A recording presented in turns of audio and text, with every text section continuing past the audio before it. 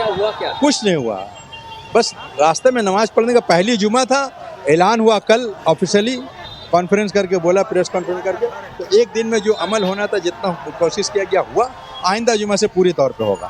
अच्छा, क्या आज आप लोग जुम्मे का नमाज पढ़ सके? हाँ पढ़ लिया अल्हम्दुलिल्लाह, कोई बात नहीं, सब आराम से पढ़े, ऐसी कोई बात नहीं। और इसके बाद आगामी जो नेक्स्ट जो शुक्रवार आ रहा है, हाँ तो और इससे भी आसान से आराम से होगा, सिखो। हाँ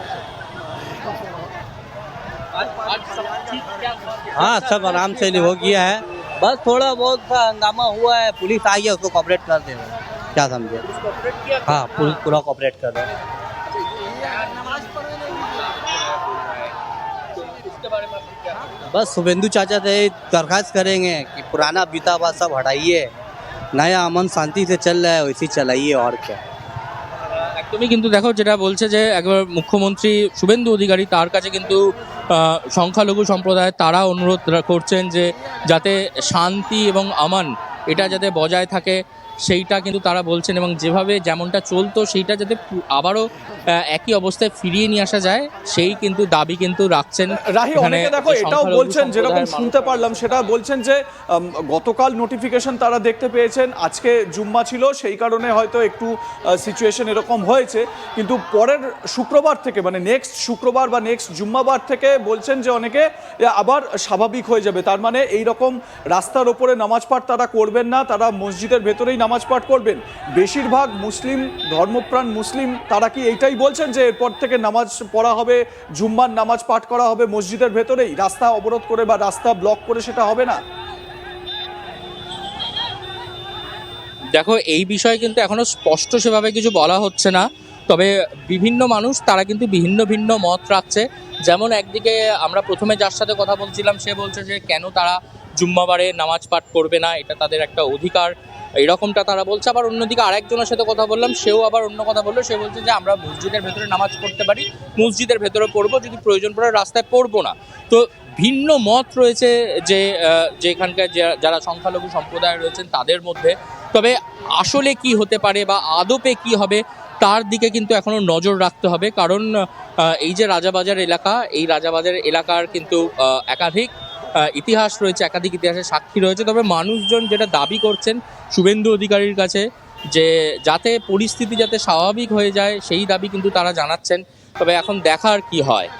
তবে এই যে আমি একটা জিনিস দেখতে পাচ্ছি তোমার আশেপাশে মানে প্রচুর সেন্ট্রাল ফোর্স মোতায়েন রয়েছে আমরা দেখতে পাচ্ছি, যেটা ইলেকশন কমিশন বলেছিল, জ্ঞানেশ কুমার মনে করে দেখো তিনি বলেছিলেন যে ইলেকশন মিটে যাওয়ার পরেও রাজ্যে সেন্ট্রাল ফোর্স মোতায়েন থাকবে যাতে কোনো অশান্তি বিশৃঙ্খলা হিংসাত্মক পরিস্থিতি না হয়। এবারে রাজ্য সরকার যে কড়া স্টেপগুলো নিচ্ছে বা কঠোর পদক্ষেপগুলো নিচ্ছে তাতে করে কিন্তু সেন্ট্রাল ফোর্সের প্রয়োজনীয়তা রয়েছে শান্তি শৃঙ্খলা বজায় রাখার জন্য। এই মুহূর্তে রাজাবাজার চত্বরে যেটুকু মানে বলা যায় সিচুয়েশন স্বাভাবিক লক্ষ্য করা যাচ্ছে সেটা কিন্তু এই সেন্ট্রাল ফোর্সের উপস্থিতির জন্যই। অবশ্যই একদমই তাই। এবং আরেকটি বিষয়, এই যে একটু দেখাতে বলবো, এতক্ষণ পর্যন্ত রাস্তা প্রায় অবরুদ্ধ ছিল, এখন কিন্তু রাস্তায় যে ট্রাফিক চলাচল সেটাও কিন্তু স্বাভাবিক হচ্ছে। বাস, গাড়ি, অটো সেগুলো নিজেদের মতন চলতে শুরু করেছে। এবং যে সেন্ট্রাল ফোর্সের কথা বলছিলে, সেন্ট্রাল ফোর্স একদিকে এখানে যেরকম একাধিক সেন্ট্রাল ফোর্স রয়েছে, ঠিক সেরকমভাবে রাস্তার অপর প্রান্তেও কিন্তু একটা ব্যাপক সংখ্যক সেন্ট্রাল ফোর্স তারা মজুত রয়েছেন। একেবারেই যে ভোট পরবর্তী সময়ে যে রাজ্যে সেন্ট্রাল ফোর্সকে যে রেখে দেওয়ার যে বিষয়, সেই বিষয় কিন্তু আমরা একেবারে তাৎপর্যতার সঙ্গে দেখতে পাচ্ছি।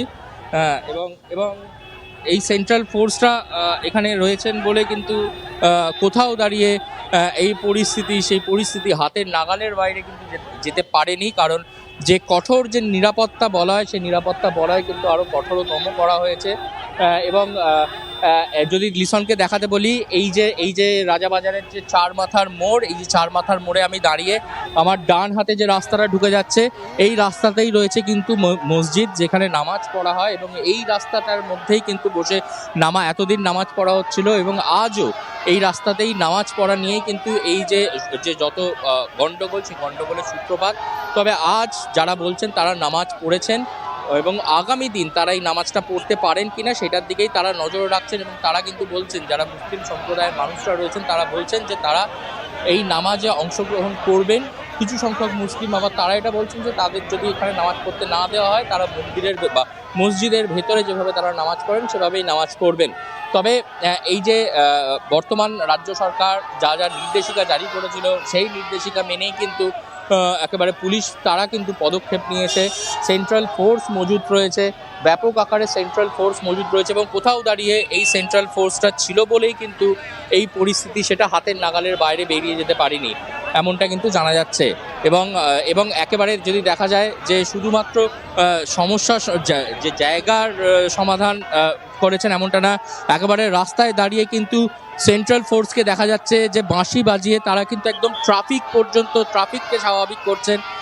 একেবারে যে হাতে লাঠি অস্ত্র দেখা যায় সেখানে আজকে বাঁশি নিয়ে মানে সেন্ট্রাল ফোর্স তারা কিন্তু একেবারে পুরো দমে এই যে ব্যবস্থাপনা যাতে অগ্নিগর্ভ পরিস্থিতি কোনোভাবে না তৈরি হয় সেই ব্যবস্থাপনা কিন্তু তারা কিন্তু একদম খতিয়ে দেখছেন। এবং এখানে একদিকে সেন্ট্রাল ফোর্স রয়েছে, একদিকে এখনও বেশ কিছু মানুষের তাদের জমায়েত হয়ে রয়েছে এখনও।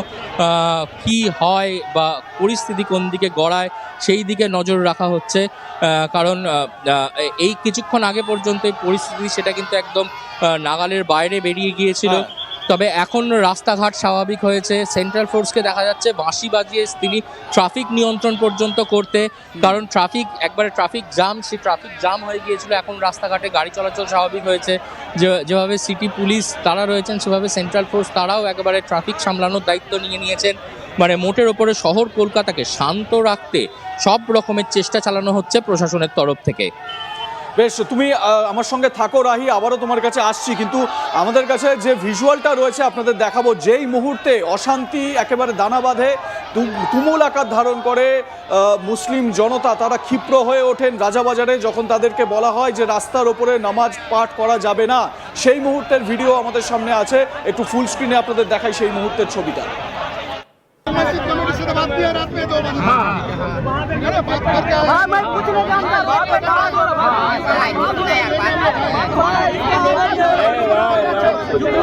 रुकने का नहीं है सब जानते हैं। एक मिनट है। फायदा नहीं है ना सर।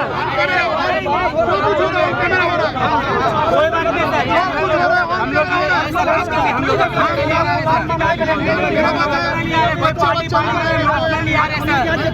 कोई पानी उड़ी के नहीं आ रहे सर।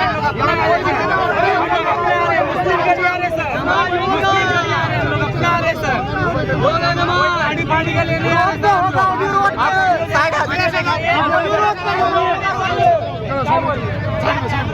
मस्जिद कमेटी से बात किया रात में 2 बजे। बात करके आया। मैं कुछ नहीं जानता। बात पे कहा दो।